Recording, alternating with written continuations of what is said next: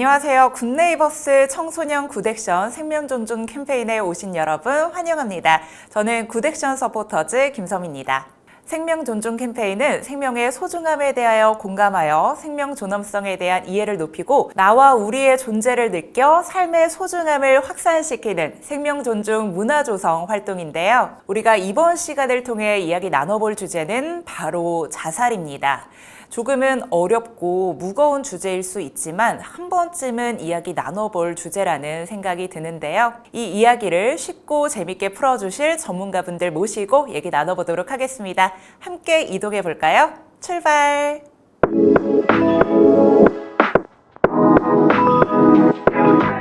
네, 이번 시간에는 청소년 자살 실태에 대해서 이야기 나눠보려고 하는데요. 유규진 단장님 그리고 남궁낙배 행정사님 모시고 얘기 나눠보도록 하겠습니다. 안녕하세요. 네, 안녕하세요. 네, 반갑습니다. 네, 반갑습니다. 네, 자기소개 부탁드리겠습니다.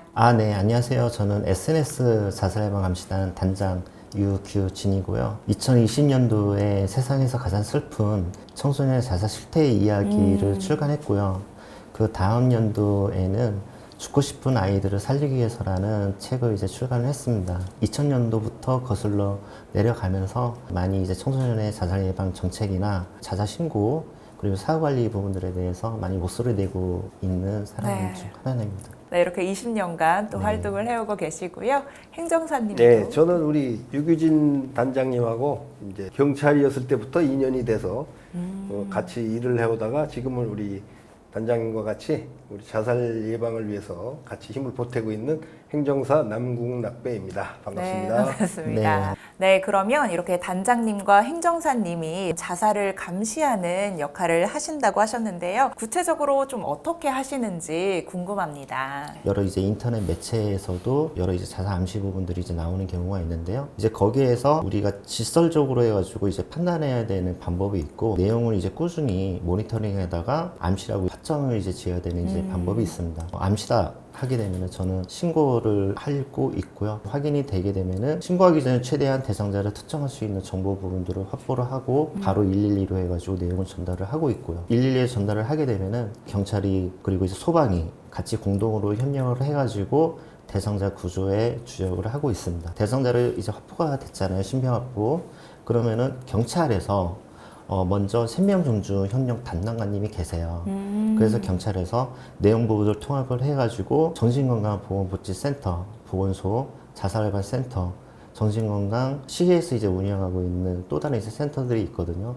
이제 그쪽으로 해가지고 개인정보를 이제 통보를 하고 있습니다. 청소년은 그때 당시에만 우리가 최대한 노력을 해가지고 구조한다면은 삶의 의지는 반드시 보인다. 제가 장담드릴 수 있습니다. 네, 그러면 이제 본격적으로 질문을 드리려고 하는데요. 다른 나라와 비교했을 때 이제 대한민국의 좀 자살률이라든가 이런 실태가 지금 어떻게 흘러가고 있나요? 우리 한국이 지금 OECD의 자살률 1위라고 이야기하면서 10만 명당 뭐 24.1명 정도로 지금 현재 통계가 지금 나오고 있습니다. 2021년도부터 제가 매년도마다 경찰청에 전문계 청구를 하면서 이제 사례 관리나 그래 동향 부분들을 이제 확인했었습니다. 2021년도부터 2023년 12월까지 데이터가 13,000건 정도가 나오고 있고요. 1년마다 거의 한 4,000건 이상을 이제 신고를 하고 있는 추세입니다.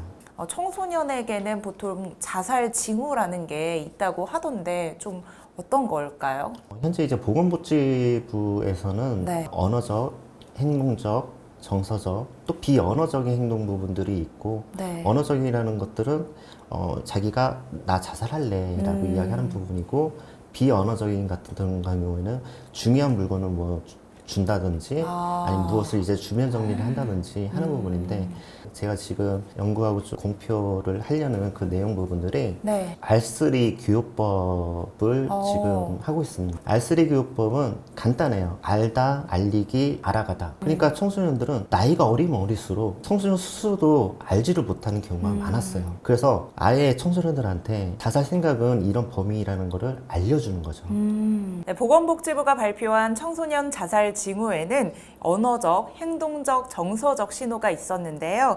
죽음에 대한 이야기를 자주 하거나 아니면 자살에 대한 암시 계획을 언급하거나 아니면 조금은 좀 자기 비하적인 언어를 한다면 이건 언어적 신호가 될 수 있겠습니다. 또 약을 모으는 등 자살 수단을 좀 마련을 하거나 중요한 것을 남에게 넘겨주는 등 좀 신변 정리를 하는 모습, 그리고 혼자 있으려고 하고 좀 대화를 회피하는 모습을 보인다면 행동적 신호가 될 수 있겠습니다. 네, 여기에다가 사람들과 어울리기를 피하거나 기존에 관심이 있던 것에 흥미를 좀 잃거나 또 우울하다, 나 때문이다 같은 우울감이나 죄책감을 표시를 한다면 이거는 좀 정서적 신호가 될 수 있겠네요. 거기에다가 또 단장님이 말씀해주신 R3도 있었으니까 알다, 알리다, 알아가다와 같은 이런 연구도 한번 유심히 살펴보시면 좋을 것 같습니다.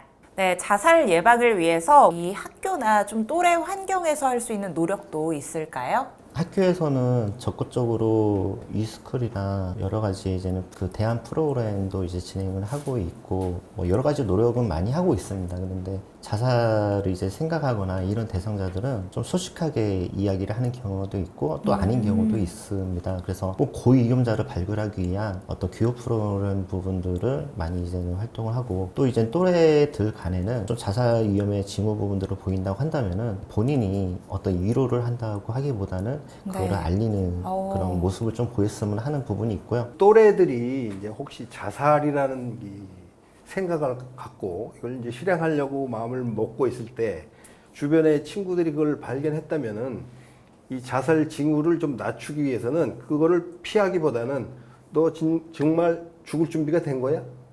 언제 죽을 거야? 어떤 방법으로 죽을 거야? 이런 것을 심각하게 물어보면 오히려 이것이 자살자들한테는 도움이 된다는 겁니다. 이게 전문가들의 연구 결과니까 그렇게 해서 실제적으로 자살의 그 생각을 낮출 수 있는 그런 걸 좀 직접 해줘야만이 학생이 아니면 청소년이 좀 더 바른 생활을 할 수 있을 것 같고 우리 아까 단장님이 말씀하신 그 R3 그 방법을 앞으로 잘 해나가면 좋을 것 같습니다. 그러면 전체적으로 이제 국가와 사회적으로도 할 수 있는 노력이 있을까요? 일단은 이제 국가적으로 이제 할 수 있는 부분들은 최대한 지금 많이 하고 있는 것 같아요. 보건복지부 차원에서도 그렇고 과학기술부 쪽도 이제 연계를 하면서 지금 자살 예방 전화가 원래 여러 개였어요. 청소년 네. 상담 전화, 뭐 117 센터, 그리고 생명 존중 전화 해가지고 막 혼동되는 번호였는데 지금은 하나의 이제 통합 번호를 해가지고 109로 통합이 됐습니다. 109요? 네네네. 그래서 정부에서는 하나의 자살하는 사람 없이 구하자라는 그런 의미였고요. 그리고 가치자체에서도 어떻게 해서 이제는 청소년의 자살 예방을 막을 수 있겠냐라는 부분들을 많이 고민했습니다. 과거에는 우리가 생명존중법에 청소년에 대한 교우 의무화가 없었어요. 근데 이번에 법이 개정이 돼가지고 초, 중, 고등학교에 대한 자살 예방 교육 의무화가 지금 생겼습니다. 그래서 점차적으로 이제 청소년에 대한 의무화 부분들이 일어나기 때문에 초등학생 어릴 네. 때부터 자살이란 무엇인지를 알아가고 위험성을 감지하고 이런 것들을 이제 점차적으로 알아간다면은 충분히 자살에 대한 예방률 부분들은 상당히 크지 않을까라는 것들을 많이 다방면으로 노력하고는 있습니다. 국가적으로 아니면 지방자치단체에서도 이 자살에 대해서 많은 신경을 쓰고 있고 뭐 여러 가지 단체도 많이 있고 한데 대부분이 보면 이제 예방 차원이거든요. 네. 우리 지금 우리 SNS 자살 감시단은 실제적으로 자기가 지금 자살을 하려고 실행하는 사람들을 하나하나 이렇게 찾아서 그것을 신고하는 시스템인데 물론 예방도 중요하지만 네. 지금 이 실제적으로 진행하고 있는 진행 단계에 있는 청소년이나 일반인들을 이 발췌를 하는 게 쉬운 일이 아니거든요. 그쵸. 그것을 우리 단장님 혼자서 하고 있어요. 그런 그런 것을 어마어마한 일을. 그래서 그걸 네. 이제 국가적으로 좀 시스템화해서 그런 사람들을 좀 많이 양성해 가지고 그 좀 퍼뜨렸으면 그게 제 바람입니다. 그러면 이제 마지막으로 대한민국 청소년 분들에게 하고 싶은 이야기 있으실까요? 많은 이제 청소년들의 자살의 움직임, 자살 동기, 동향 결심해가지고 마지막 이제 죽기 직전에 이른 사람 이미 하늘에 별이 된 아이들도 이제는 많이 봤고요. 그러면 본다고 했었을 때는 청소년은 많이 착하면은 이렇게 해가지고 정직하게 살다 보게 되면은 요즘은 바보라는 소리를 좀 들을 수 있는 부분이 있어요.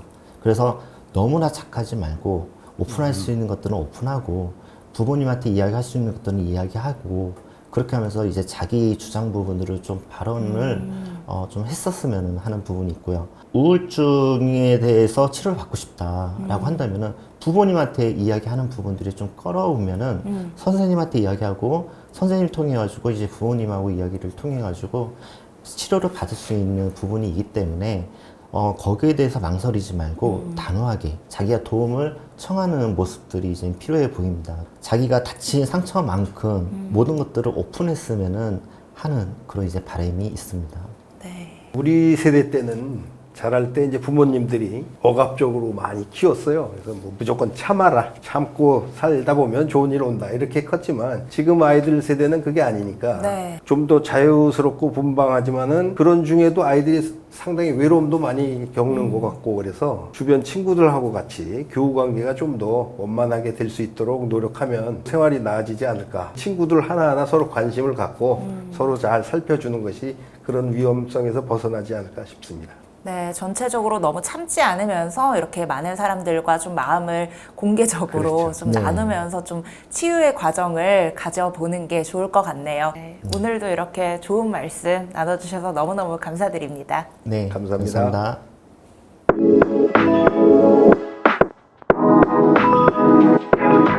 네, 이번에는 청소년 마음 지키기 시간인데요. 뇌부자들 모시고 이야기 나눠보도록 하겠습니다. 안녕하세요. 네, 안녕하세요. 네, 반갑습니다. 뇌부자들에 대한 소개 부탁드리겠습니다. 네, 학생분들 중에도 소수는 저희 네. 채널을 알고 계실 거라고 생각을 하는데요. 네, 앞으로 더 많이 알아봐 주셨으면 좋겠고요. 저희는 정신건강의학과 전문의들끼리요. 우리 사회에 정신건강에 대한 너무 심한 오해와 편견을 네. 좀 줄여보고자.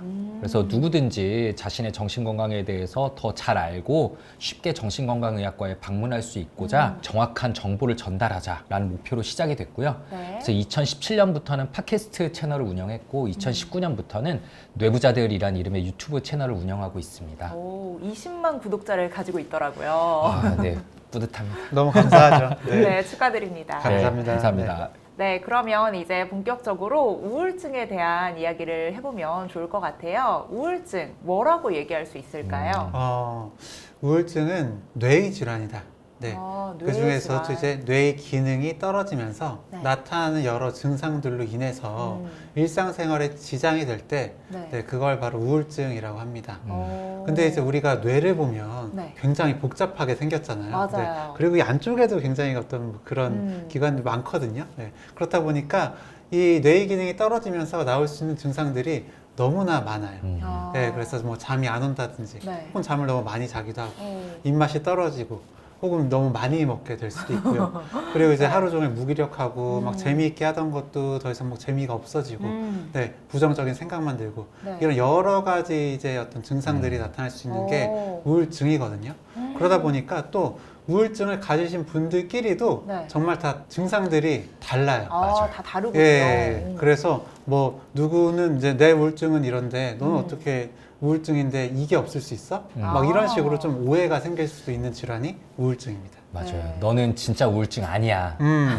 이렇게 얘기하시는 경우도 아. 있고 음. 저희 정신과 의사들끼리는 우울증이 정말 대표적으로 이름이 잘못 지어진 질환 아닌가 이렇게 생각을 해요. 이름이 잘못 지어진. 네. 우울증 이렇게 들으면 어떤 생각이 좀 나세요? 왠지 좀 뭔가 처지고 기운 없고 계속 안 좋은 생각만 들면서 약간 계속 슬픈 상태일 것 같아요. 네, 지금 말씀하신 게 맞기는 맞는데 아까 규영이 얘기한 것처럼 많은 스펙트럼 중에 일부만 그렇습니다. 이런 모습이 있을 수도 있고 없을 수도 있어요. 없을 수도 있어요. 네, 그러니까 우울증은 뇌기능 저하증인데 이 뇌기능 중에 어떤 부분의 기능이 더 떨어지냐에 따라서 정말 다른 모습들이 나올 수 있는 거고요. 나는 정말 힘들고 근데 우울감은 잘 못 느끼겠는데 무기력하고 더 이상 아무것도 재미도 없고 죽음에 대한 생각도 가끔씩은 드는데 우울하다고는 안 느낄 수도 있어요. 자기는 모르는데 우울증일 수도 있는 거군요. 네, 그렇죠. 그래서 우리가 어떤 언론이나 혹은 미디어에서 영상 미디어에서 본 단편적인 모습들 우울증이라고 네. 하면 하루 종일 눈물 흘리고 슬픈 생각만 하고 부정적인 있고. 얘기만 하고 그쵸? 이런 모습들 때문에 우울증을 못 알아보는 경우도 굉장히 많고요. 혹은 내가 우울증 진단을 받았어 라고 얘기를 해도 네가 무슨 우울증이냐. 아유, 내가 볼 땐 너 아니야. 부모님이나 직장 동료들이 혹은 주변의 친구들이 이렇게 얘기하시는 경우들이 굉장히 많은 게 사실이죠. 그럼 좀 우울증에 대한 신호라는 게 있을까요? 특히 청소년 분들이 많이 보시니까. 근데 이제 보통 우울증 신호, 변화들은 수면의 변화, 그리고 이제 식욕의 변화, 그리고 흥미의 변화, 이게 이제 중요하거든요. 이게 뭐냐면 내가 잘 자던 사람인데 네. 갑자기 잠이 안 온다든지 아니면 중간에 너무 깨요. 어. 이런 변화가 생겼잖아요. 네, 이런 변화가 생기는 게 중요하고요. 식욕도 마찬가지예요. 잘 먹던 이제 사람이 갑자기 입맛이 없어진다든지, 네. 아니면 원래 안 먹던 사람인데 갑자기 많이 많이 먹는다든지 이런 변화가 생겼다. 그리고 내가 원래 게임 되게 좋아했고 친구들이랑 얘기하는 게 좋았는데 네. 더 이상 게임을 해도 막 재미가 없고 친구들이 만나고 해도 나가고 싶지도 않고 이런 변화가 생긴다면 내가 혹시 우울증이 아닌가? 좀 이렇게 생각을 해볼 수가 있어요. 지금 말씀하신 변화들이 사실 우리가 살면서 누구나 겪어본 적이 있습니다. 네. 이거 어떻게 구분할 수 있냐면요. 우울증은 이런 모습들이 최소 2주 이상 꾸준히 지속돼야 돼요. 그러니까 우리가 비 오는 날씨는 굉장히 흔하지만 2주 이상 매일같이 하루 종일 비가 오는 기간은 흔치 않잖아요. 그렇죠. 네, 그러니까 아이가 누구나 이런 변화들이 나타날 수는 있는데 2주 이상 이 정도로 지속되네, 혹은 내 친구가 2주 이상 쭉 가라앉아 있네 라고 하면은 그때는 좀 의심해 볼 수가 있고요. 그리고 이런 변화가 결국은 내 일상생활에 영향을 미친다는 거. 예를 들자면은 아무 의욕도 없어서 친구 관계가 좀 단절이 되거나 혹은 너무 예민해져서 부모님이나 친구들과 많이 다투게 되거나 혹은 성적도 뚝뚝 떨어지거나 이럴 때 더 의심해 볼 수 있는 거죠. 소아청소년 우울증의 특징은 신체 증상으로 나타나는 경우가 굉장히 많아요. 신체 증상이요. 네, 원인 미상의 뭐 복통이 계속 있다든지 막 가슴이 너무 쪼이고 뭐 숨쉬기 힘들고 신체 어디가 막 너무 아프고 힘이 잘 안 들어간다든지 소아청소년 우울증의 특징으로 신체 증상이 나타날 수 있다는 거는 꼭 알고 계시면 좋을 것 같아요. 네, 이렇게 신체 증상으로도 발현이 될 수가 있으니까 친구들도 내가 어떤 마음인지 조금 자기 자신을 들여다보는 시간도 필요할 것 같네요. 우울증에 대해서 저희가 얘기를 나누고 있는데 우울증 100% 치료가 좀 가능할까요? 100% 보통 네. 이제 시험에서 이런 거 나오면은 찍으면 안 오답이죠. 되죠. 네.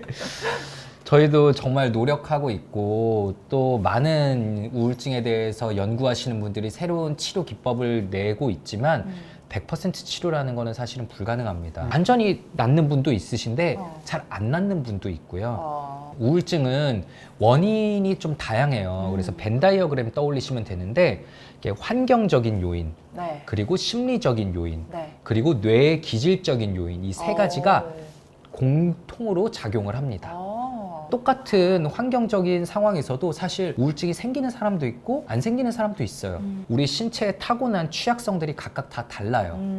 그런데 이제 많은 분들이 야, 옆집에는 너보다 훨씬 더 많은 학원에 다니고 공부 스트레스 더 받는데도 우울증 안 걸렸는데도 뭐 이거 가지고 이래.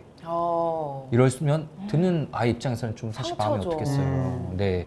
그래서 이 세 가지 요인이 다 작용을 하는데 그 중에 뭐 하나만 없앤다고 해서 딱 좋아지는 경우는 사실 좀 드물거든요. 네, 그래서 환경적인 요인이 좋아져야 되는 거는 사실이고 네. 환경적인 스트레스를 없애면은 바로 좋아지는 사람도 있지만 안타깝게 한번 생긴 우울증이 좀 길게 가는 사람도 있고요. 뇌의 기질적인 요인을 치료하기 위한 약물 치료도 항우울제 반응률은 한 70% 정도라고 해서 네. 한 30% 정도는 약에 잘 반응하지 않기도 하고요. 상담 치료도 어떤 분들에게는 금방 효과를 발휘하지만 굉장히 어릴 때부터 뭐 가정 내에서 그리고 친구 관계에서 힘들어서 만성적인 낮은 자존감이 있거나 하면 또 쉽게 해결되지 않고요. 이래서 치료에 좀 한계를 보일 때도 간간히 있습니다. 네. 네, 하나 더 말씀을 드리고 싶은 게 이제 100% 회복되냐 이렇게 질문을 해주셨잖아요. 네. 그래서 낫지 않는 경우, 좀 좋아지지 않는 경우도 있지만 오히려 이 시기를 어떻게 잘 보내느냐에 따라서 이전보다 오히려 더 나아질 수도 있어요. 더 나아질 수도 네, 있네요. 네. 그래서 그런 말씀을 꼭 좀 드리고 싶습니다. 네, 이렇게 좀 개인차가 존재하기 때문에 확실히 100% 낫는다라고는 얘기를 못하지만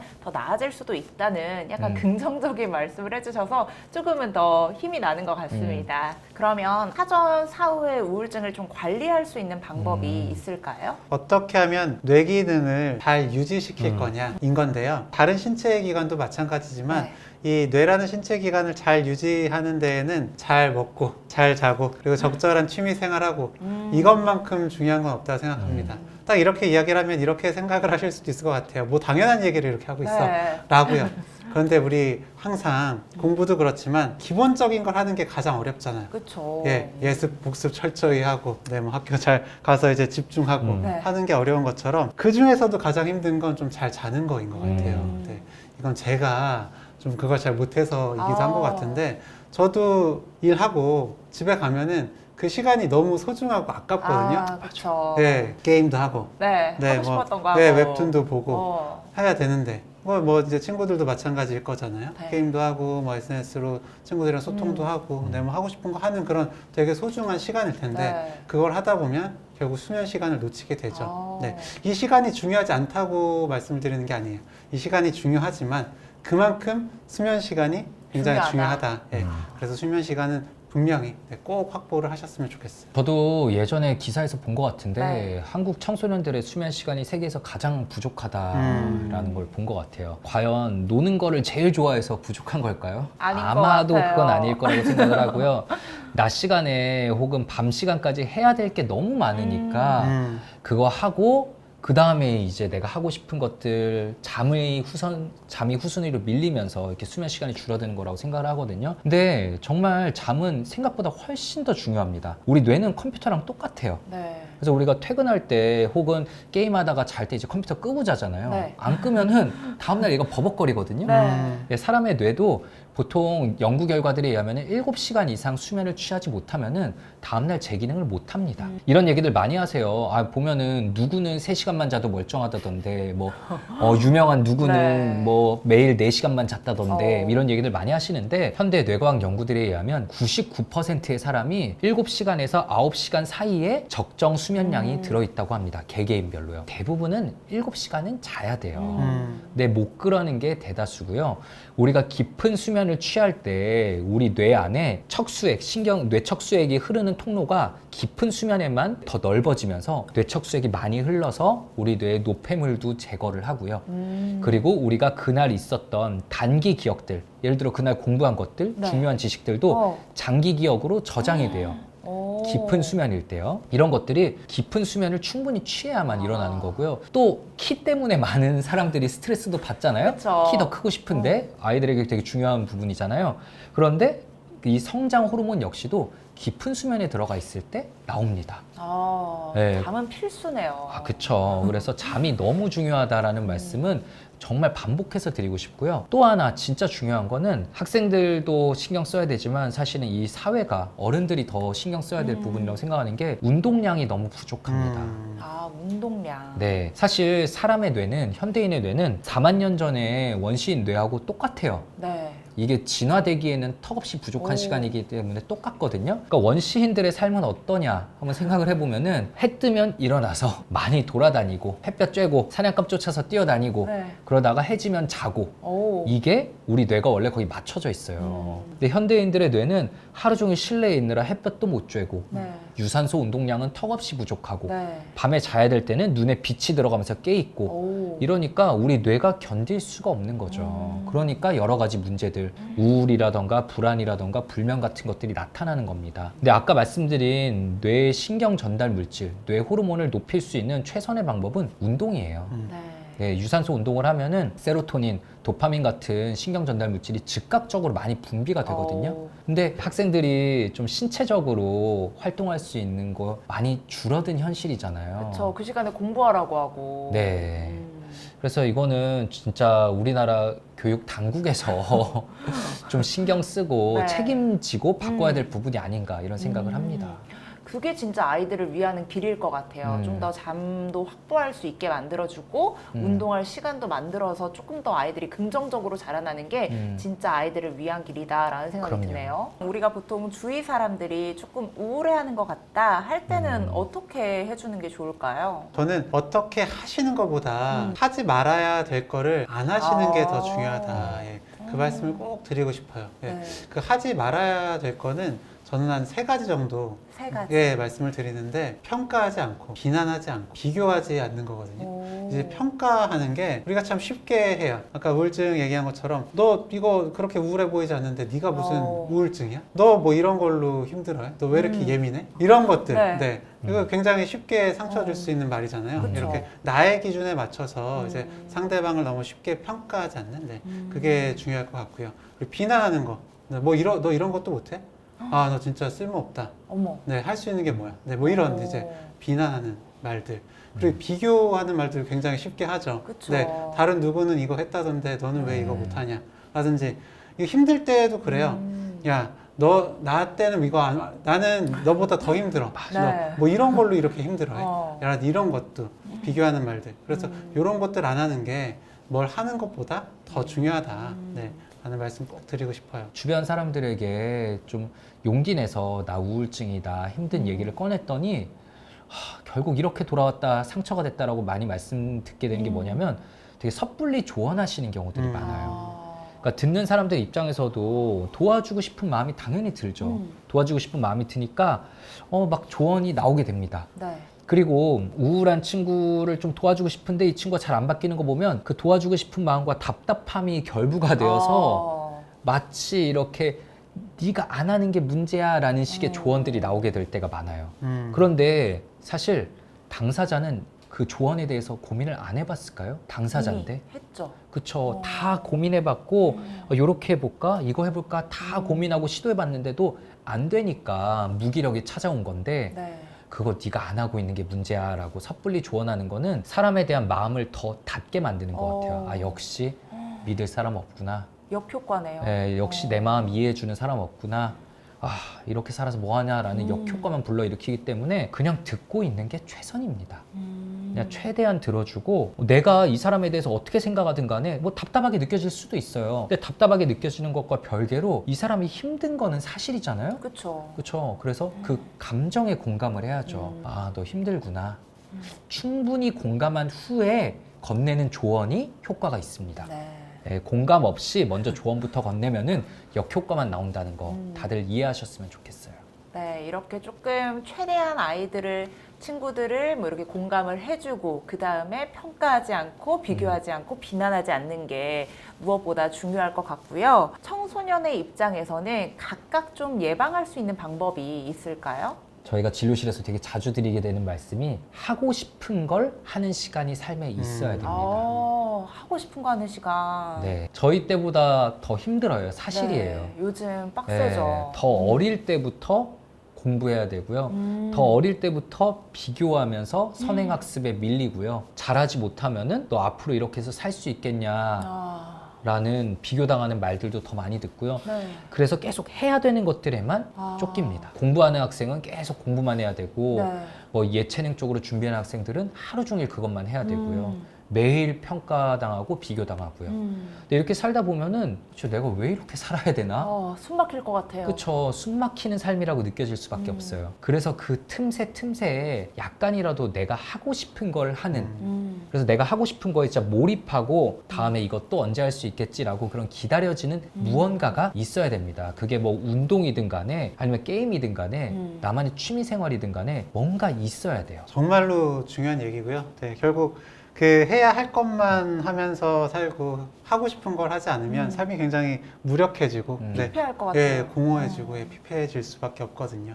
근데 어쨌든 해야 될 걸 또 하긴 해야 되잖아요. 근데 저는 해야 할 걸 할 때는 나한테 맞는 목표를 세우면서 네, 그렇게 했으면 좋겠어요. 이런 청소년 학생들은 목표를 세울 일이 많잖아요. 네. 뭐 방학 때도 뭐 예, 하루 어떻게 보내는지 목표 일과도 세워야 되고. 되고 예, 네. 그리고 뭐 공부할 때는 어떤 계획으로 해야 되고 시험 공부는 어떻게 해야 되고 이런 하나하나들이 다 목표들일 텐데 이런 목표가 나한테 맞지 않는 목표들일 때가 되게 많아요. 목표를 어떻게 세우냐면 공부 잘하는 친구가 어떻게 하는지, 혹은 운동 잘하는 친구가 어떻게 하는지, 혹은 SNS를 봤더니 뭐 공부 유튜브 하는 사람이 어떻게 하는지 이런 걸 보면서 목표를 세우거든요. 그러면서 순공 시간 뭐 이만큼은 해야 돼. 아. 네, 이만큼 앉아 있어야 돼. 그 유튜버가 이만큼 못하면은 어. 떨어진다고 했어. 맞아, 맞아. 아, 맹신하는군요. 네. 그거를. 그러니까 이렇게 목표를 세웠는데 목표를 세우지 못하면 어떻게 되죠? 자책하죠. 좌절하고. 예, 자책하고. 아, 이런 것도 못하는구나 나는. 이런 것도 못하는데 뭘 성공할 수 있겠어. 이런 생각에 괴로워하거든요. 그렇게 하는 게 아니라 일단은 해보고 아, 내가 이런 사람이구나. 이만큼 할 수 있는 사람이구나를 알고 여기서 조금씩 늘려가는 그런 목표를 세웠으면 좋겠습니다. 목표도 조금씩 올려가면서 자기만의 시간을 또 좋아하는 시간을 갖는 게 제일 중요할 것 같아요. 네. 최근에 자료에 의하면 청소년 자살률이 좀 많이 급증했다라는 얘기가 있다고 하던데 좀 어떻게 바라보시나요?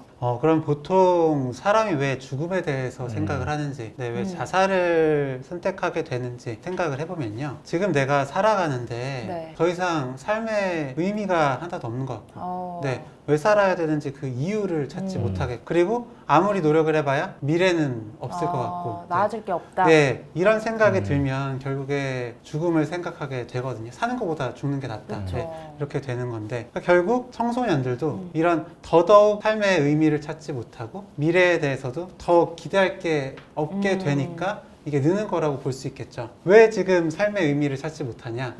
해야 될 게 너무 많아서인 것 같아요. 아. 예, 그것만 너무 하다 보니까. 그럼 왜 이렇게 됐냐? 그럼 이제 성장률은 그만큼 낮아지고, 그런데 사실 어떤 부모님이나 사회에서 거는 기대는 그만큼 높아지고, 하니까 거기에 계속 맞춰야 되잖아요. 그래서 하고 싶은 거 못하고 해야 되는 것만 너무 하다 보니까 해야 하는 거 한다고 해서 미래가 보이냐 하면 사실 그것도 안타깝게도 아니니까. 그렇지도 않다 보니까 네. 좀 이런 것들이 좀 맞물려서 좀 자살률이 더 올라가는 거 아닐까 이런 생각을 좀 합니다. 환경이 좋지 않은 좁은 동물원에 갇힌 동물들이 이상 행동을 보인다. 막 벽에 머리를 찍거나 혹은 자녀를 해치거나 뭐 자기들끼리 싸우거나 자해를 하는 동물들이 이런 모습을 보인다라고 나오면 사람들이 아 그래 얘가 얼마나 여기 갇혀서 답답하면 이렇게 될까라고 생각을 하거든요. 네. 그 동물이 이상하다고 생각하지 않아요. 그쵸. 그 환경이 문제라고 생각을 하는 거죠. 지금 우리 청소년들이 노인 상황도 똑같다고 생각을 합니다. 너무 옥죄게 된 거예요. 자유롭게 살지 못하고. 그러니까 스스로를 해치고 죽음에 대한 생각이 좀 늘어나는 비율이 점점 올라가는 게 당연한 반응이거든요. 그럼 그때 동물을 고쳐야 될까요? 아니죠. 환경을 바꿔줘야 되잖아요. 그러니까 이거 환경을 바꿔줘야 될 문제라고 생각을 해요. 좀 아까도 말씀드린 것처럼 수면 시간도 더 확보가 돼야 될 거고 그 다음에 운동 시간도 더 마음껏 뛰어놀 수 있게 해줘야 될 거고 전반적으로 받는 압박량을 줄여야 될 텐데 문제는 네가 약하니까 네가 고쳐야 될 쪽으로만 가고 있는 게 굉장히 문제라고 생각을 합니다. 네, 아까 말씀해 주신 것처럼 요즘 막 육각형 인간이다 해가지고 아이들에게 너무 많은 부담을 주는 것 같다는 생각이 들어요. 공부도 잘해야 되고 뭐 친구들이랑도 잘 지내야 되고 스트레스를 너무 많이 받는 거 아닌가? 그렇죠. 근데 부모님 입장에서는 그러고 싶은데 그러려면 어릴 때부터 하나씩 다 준비하면 그렇게 될 수 있지 않을까? 라고 해서 모든 거의 시작점이 다 너무 내려왔어요. 좀 근본적인 해결을 할 수 있도록 우리가 좀 노력을 해야겠다라는 생각이 들고요. 자살에 대한 생각은 어떠한 심리에서 좀 시작을 하는 걸까요? 사실 자살이라는 게 죽음이 좋아서 그렇게 자살을 하는 사람은 없어요. 그쵸. 예, 결국에 이런 고통, 지금의 힘듦을 끝내고 싶은 마음이거든요. 그만큼 이제 고통스러움이 크다는 거죠. 그럼 어떨 때 이렇게 또 고통스러움이 크냐라는 걸 결국에 스스로 자책하고 내가 아무 쓸모없고 가치 없는 사람이라는 그런 생각에 괴롭고 그리고 이제 학습된 무기력이라고 하는데 이걸 해도 안 되고 저걸 해도 안 되는구나. 그러니까 나는 뭘 해도 안 될 거야. 예, 이런 마음이 결국엔 좀 자살로 이어질 수가 있습니다. 자살이라는 거 정말 우리 쉽게 상상할 수 없잖아요. 이게 어떻게 일어나는 거냐면 정말 내 안에 쌓인 엄청난 에너지, 분노의 에너지가 밖으로 향하지 못하고 나 자신을 향할 때 일어납니다. 화를 나한테 푸는 거예요. 극도의 화를. 그러니까 많이 쌓인 겁니다. 계속 나보고 부족하다고 하고 이렇게 살아야 된다고 잔소리하고 나를 비하하고 비난하고 욕하고 뭐 누가 때리기도 하고 이런 가정이나 환경이나 뭐 친구들이나 이 사회에 대해서 화가 나 있는 게 밖으로 풀리지 못하는 거예요. 그럼 왜 밖으로 못 풀리냐? 어릴 때부터 계속 우리가 들어온 거죠. 네가 부족한 거야. 이런 상황에 잘하는 사람들은 다 순응하면서 결국 이겨내 가는데 이걸 못한 너가 부족한 거야 라는 마음이 결국 화가 나도 그걸 자신의 탓으로 돌리는 게 일종의 습관이 돼 있는 거예요. 그게 쌓이고 쌓이다가 결국 터지게 되면은 이런 정말 우리가 쉽게 상상하기 힘든 방식인 자살이라는 게 일어나게 되는 거고요. 그래서 거듭 말씀드리지만 개개인의 탓으로 몰아가는 게 아니라 그렇다고 해서 개개인에게 문제가 없다 이건 아니에요. 우리 모두 다 약간씩 문제가 있고 모두 다 고쳐야 될 지점이 있지만 그래도 건강하게 화를 낼 때는 화낼 수도 있어야 되고 이 사람이 살고 싶은 방식도 인정해 줘야 되고 이렇게 조금은 더 뭔가 숨 쉴 공간이 생겨야지 자살이 줄어들 텐데 점점 더 옥죄니까 계속 늘어날 수밖에 없다고 생각을 합니다. 우리는 좀 어떻게 살아가는 게 좋을까요? 너무 어려운 질문이죠. 네. 진료실에서 진짜 많이 철학적인 느낌. 듣는데. 네. 사실 이런 질문 많이 듣는데 네. 그때마다도 좀 말문이 막히는 느낌이고 무슨 말씀을 드려야 될지 잘 모르겠어요. 올 게 왔구나. 네. 근데 이게 참 여기 꽃이 있는데 네. 꽃이 왜 살아가냐? 살아갈 이유가 생각하면서 사는 거 아니잖아요. 네. 꽃은 그 자체로 아름답고 가치가 있고 살아갈 이유나 의미가 있는 건데 사람도 마찬가지라고 생각을 해요. 근데 이게 이렇게 이야기를 해도 삶에 무슨 의미가 있지? 이렇게 이미 생각이 든 사람한테는 네. 그런 얘기가 들리지가 않습니다. 그러면서 끊임없이 살아갈 이유에 대해서 찾으려고 하세요. 그런데 저는 역설적으로 너무 살아갈 의미에 대해서 생각하지 않으셨으면 좋겠기도 해요. 네. 사실 없잖아요. 그냥 태어났고. 네. 결국엔 살아갈 의미를 찾고 의미를 부여하면서 사는 건데 네. 이게 무슨 의미가 있어? 라고 생각이 결국엔 들면서 오히려 더 좌절감에 빠지게 되거든요. 그럼에도 의미를 찾으려고 하신다면 작은 거에서 찾으셨으면 좋겠어요. 네, 그냥 이제 뭐 가족들 얼굴 보고 그냥 함께 시간 보내는 것 자체라든지 그래도 뭘 할 때 조금이라도 몰두하고 재미를 느낄 수 있는 그 자체 이런 작은 것들에서 조금씩 삶의 의미를 찾다 보면 이제 근본적인 어떤 물음에서 조금씩 벗어나실 수 있지 않을까 그런 생각이 듭니다. 너무 어렵습니다. 네, 너무 어려워요. 어렵고 네. 이제 명상 그리고 뭐 불교의 개념에서 얘기하는 우리가 삶을 살아가는 태도에 있어서 두 가지가 있어요. 이제 doing 모드라고 부르는 doing 모드. 뭔가를 할 때 나는 삶이 가치 있고 의미 있다. 그리고 being 모드. 그냥 나는 있는 그대로 의미 있다. 있는 그대로 가치 있다라고 하는 doing 모드랑 being 모드가 있다고 합니다. 둘 중에 뭐가 더 좋은 걸까요? 저는 빅 모드가 더 좋은 것 같아요. 근데 doing 모드가 좋다는 사람들도 되게 많아요. 네, 근데 그쵸. 사실 뭐가 더 좋은가는 없는 것 같아요. 둘 다 중요하죠. 뭘 하는 것도 중요하고 네. 그냥 아무것도 안 하는 것도 아무것도 안 하는 중요하고. 것도 중요합니다. 그런데 우리 사회에서는 계속 doing 모드만 굉장히 강조해요. 그러니까 나는 가치가 없으니까 죽어야 되나?